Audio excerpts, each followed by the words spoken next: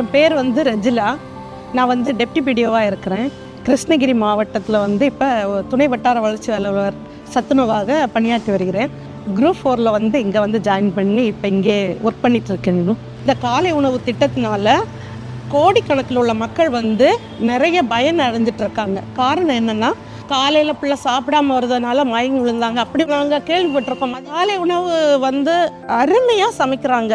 சாம்பாரில் நம்ம வீட்டில் ஒரு காய் சாம்பார் அப்படி நம்ம சமைப்போம். ஆனால் அனைத்து வகையான காய்கள், கேரட்டு, பீன்ஸு, உருளைக்கிழங்கு, அனைத்து வகையான காய்களும் போட்டு சாம்பார் செய்து மாணவ செல்வங்கள் ரொம்ப விரும்பி சாப்பிடுதாங்க.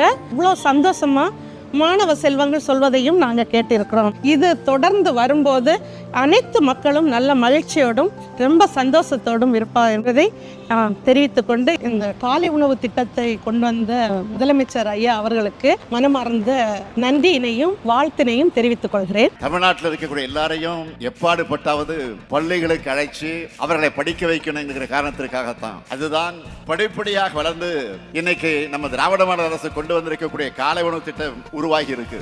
மாணவ செல்வங்களை, நீங்கள் படிச்சு முன்னேறுகிற காரணத்தால நீங்கள் மட்டுமல்ல, உங்கள் குடும்பமும் முன்னேற போகுது. குடும்பங்கள் முன்னேறினா மாநிலங்கள் முன்னேறும், மாநிலங்கள் முன்னேறினா நாடு முன்னேறும்.